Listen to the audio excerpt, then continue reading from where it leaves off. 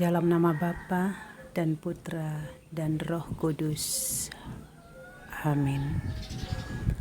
Allah Bapa, bungkuslah kami dengan Roh Kudus-Mu.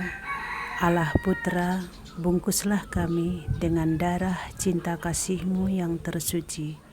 Allah Roh Kudus, bungkuslah kami dengan sukacita, rendah hati, dan kesetiaan akan cinta kasih terhadap sesama kami, karena tempat-Mu yang maha tinggi, Allah Tritunggal Maha Kudus, adalah surga kerajaan-Mu yang abadi.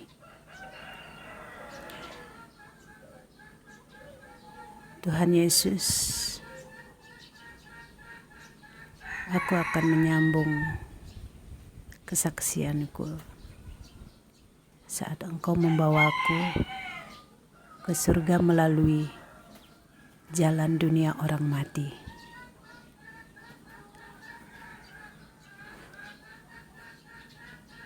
Saudara-saudari terkasih,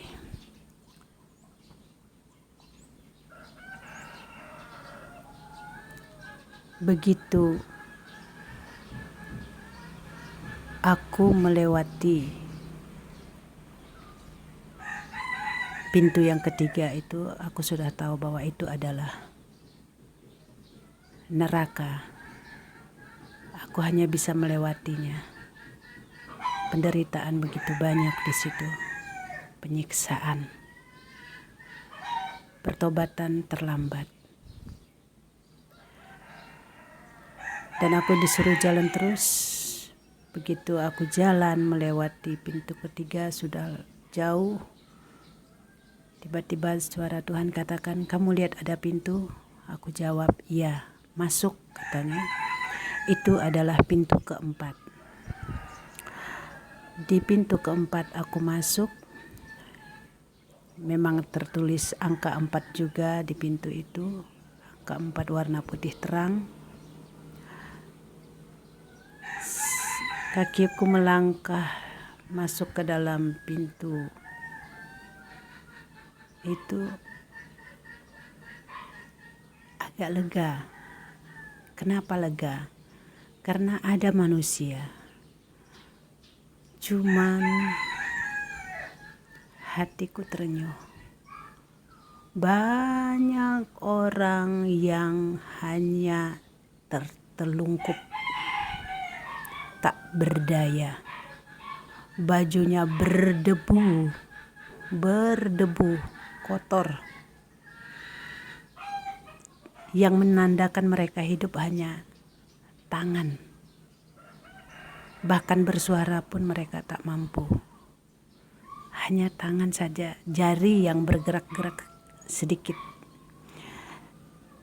Ada pikiranku untuk menolong mereka, membantunya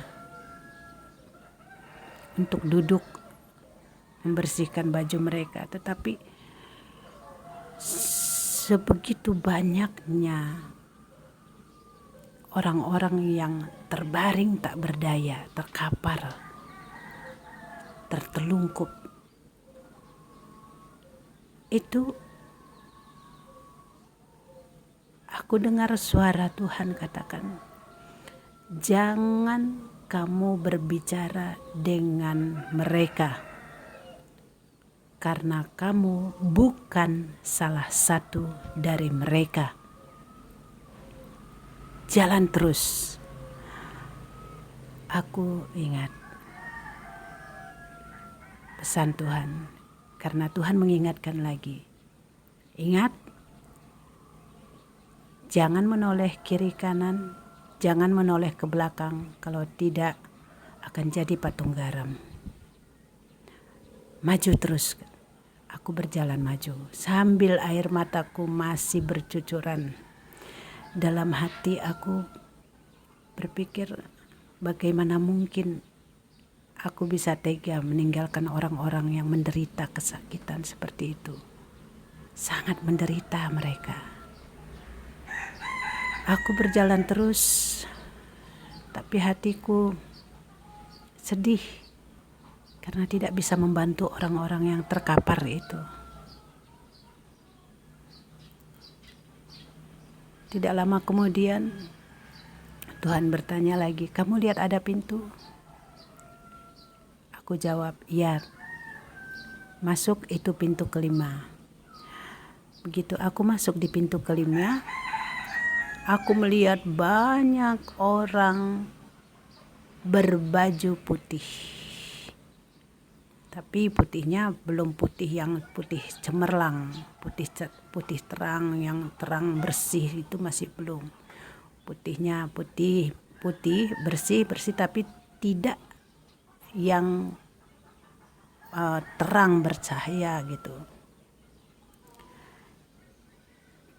Jadi saat aku melihat itu, aku bertanya, tadi orang di pintu keempat itu mereka semua bajunya berdebu, semua terkapar. Itu tempat apa? Tuhan menjawab, itulah jiwa-jiwa yang berada di api penyucian. Jiwa-jiwa inilah yang harus didoakan terus-menerus oleh keluarganya di duniamu. Aku mulai paham. Lalu aku melihat orang ramai, wajahnya cerah, ceria.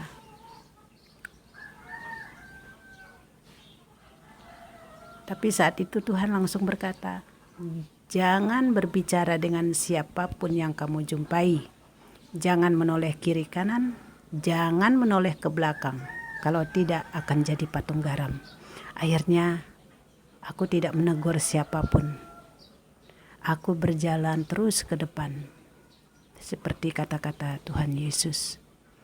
Begitu aku berjalan terus ke depan, sudah jauh perjalananku.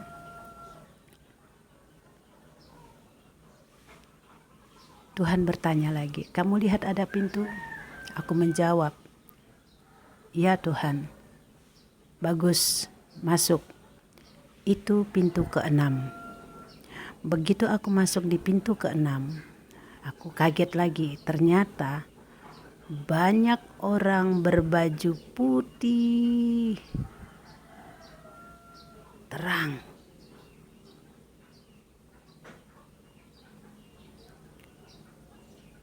Oh ya, aku hampir lupa. Tadi waktu di pintu kelima, aku ada yang terlupa. Waktu aku lihat di situ kan tidak ada anak-anak kecil, tidak ada kanak-kanak. Lalu aku bertanya, di sini semua orang dewasa, tapi di mana kanak-kanak? Suara Tuhan menjawab, anak-anak mereka tidak melewati jalan ini. Mereka langsung sampai ke tempatnya. Jadi Bapak Ibu yang punya anak-anak yang meninggal pada usia kanak-kanak, mereka langsung sampai ke surga. Karena Tuhan sudah mengatakan seperti itu kepadaku. Nah, di pintu ke-6 aku melihat ramai orang berbaju putih terang, berkilauan. Dan mereka dengan wajah ceria, wajah cerah. Baju mereka itu lebih bersih daripada yang di pintu kelima. Lalu saat itu kulihat mereka berbaris dua-dua. Ada 2 barisan. Dan kulihat di depan sekali ada seorang laki-laki duduk sambil membuka telapak tangan orang yang maju ke depannya, telapak tangan kiri. Aku berjalan ingin tahu, mendekati laki-laki yang duduk itu. Kulihat telapak tangan orang yang dibuka oleh laki-laki yang duduk itu tadi. Sepertinya dia penjaga di situ. Jadi waktu dia buka telapak tangan orang itu, aku kaget. Ternyata timbul tulisan seperti laporan seperti catatan perbuatan kejahatan di dunia. Jadi catatan dengan tinta merah keluar sendiri, dibaca oleh laki-laki itu. Oh, kamu, tanggal, bulan, tahun, jam, menit, detik itu dibacakan.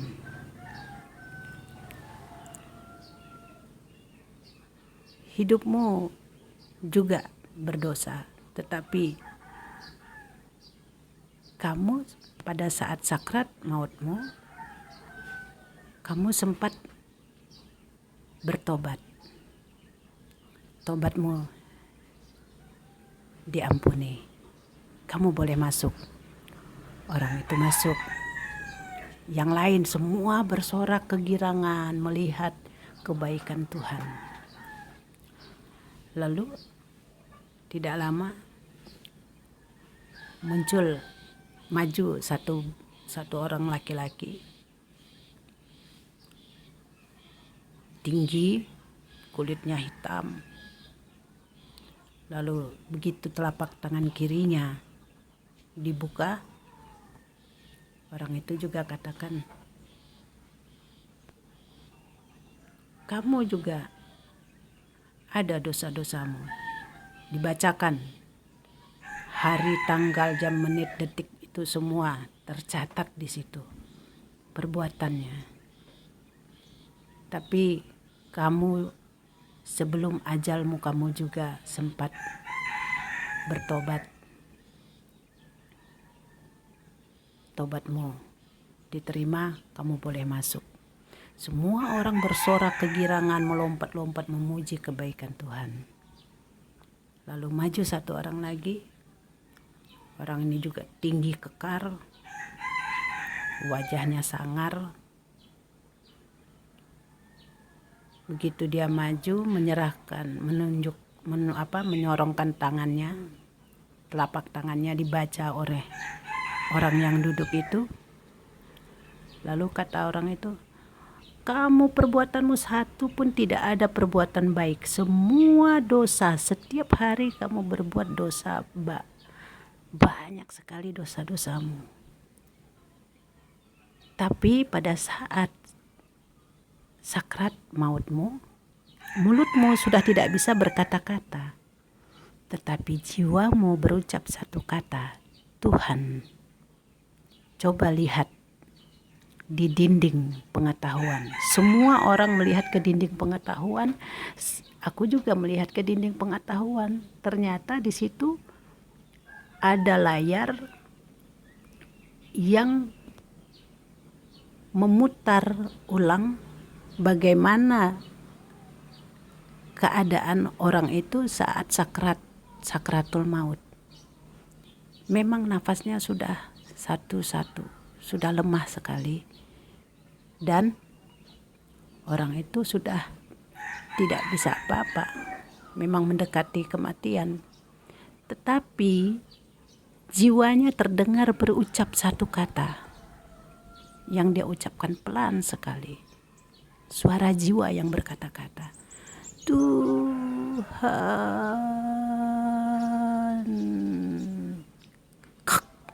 Langsung napasnya putus.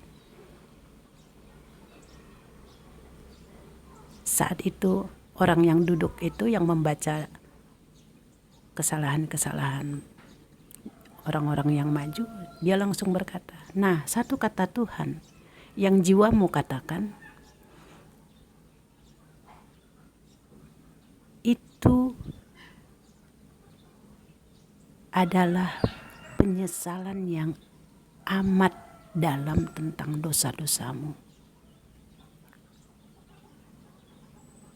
Tobatmu diterima.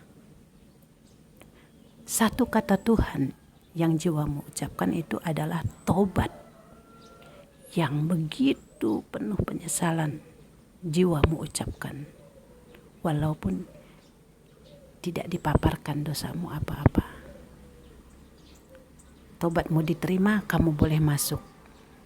Semua orang bersorak-sorak kegirangan, memuji kebesaran kemurahan hati Tuhan.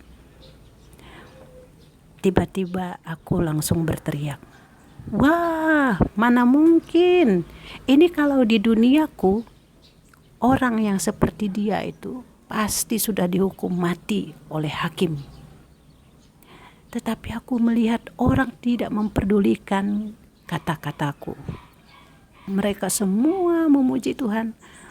Tiba-tiba mataku mengalir air mata menetes. Jiwaku menyadari betapa baiknya Tuhan. Betapa pengasihnya Tuhan. Jiwa yang berucap satu kata Tuhan di saat menjelang titik akhir nafasnya, itu Tuhan ampuni. Padahal dia tidak menyebutkan dosanya apa-apa. Nah, di sini aku menyadari betapa Tuhan begitu pengasih. Lalu aku tersadar, aku lihat orang yang duduk itu adalah Petrus. Petruslah yang memegang kunci surga. Benar, dia Petrus. Lalu aku bertanya, ini pintu ke-6, pintu ke-7-nya mana? Tiba-tiba suara Tuhan menjawab, tengadahlah ke atas. Nah, pada saat aku tengadah ke atas,